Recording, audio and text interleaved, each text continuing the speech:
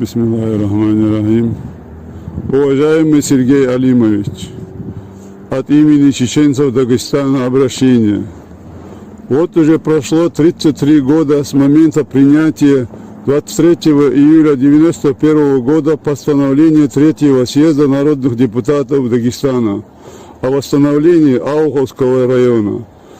Первоначально восстановление Ауховского района Республики Дагестан было запланировано на 1992 год, а переселение лакского населения на новое место жительства планировалось завершить в 1996 году.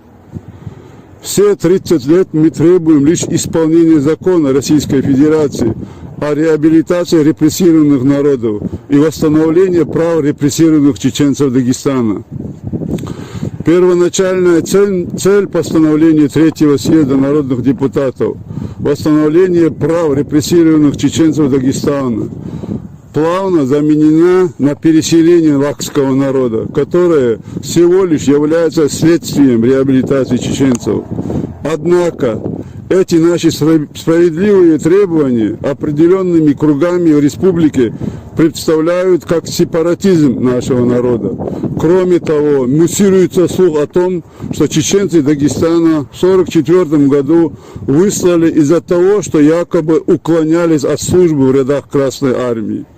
Данный лживый довод опровергается мемориалом в селе Ярыксу Новолакского района, на котором высечено более 3000 имен чеченцев Дагестана, принявших участие в Великой Отечественной войне.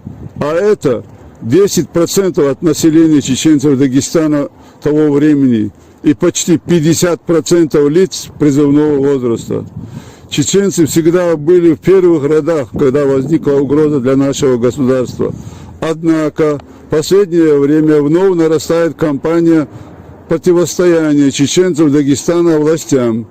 Такое явление наблюдается в Казбековском районе Республики Дагестан, когда в письменных ответах представителей власти района открыто и безосновательно называют чеченцев, проживающих в селении Калинаул или Линаул, уклонистами СВО и разжигателями межнациональной розни. Это связано всего лишь с тем, что мы требуем исполнения закона Российской Федерации о реабилитации репрессированных народов и постановления Третьего съезда народных депутатов ДАССР.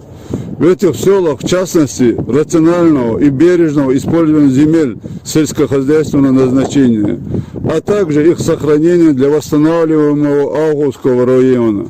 В то же время, как власти в селе Калинаул или Линаул действуют как временщики, пытаются, пока есть возможность, раздать эти ценные земли.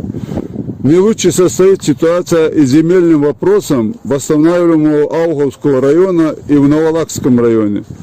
Даже вопрос о восстановлении исторических наименований населенных пунктов в восстанавливаемом Ауховском районе, который не требует существенных затрат, увязывается с полным переселением лакского населения и жителей сел, в то время как оно прямо предусмотрено постановлением Третьего съезда народных депутатов ДАССР.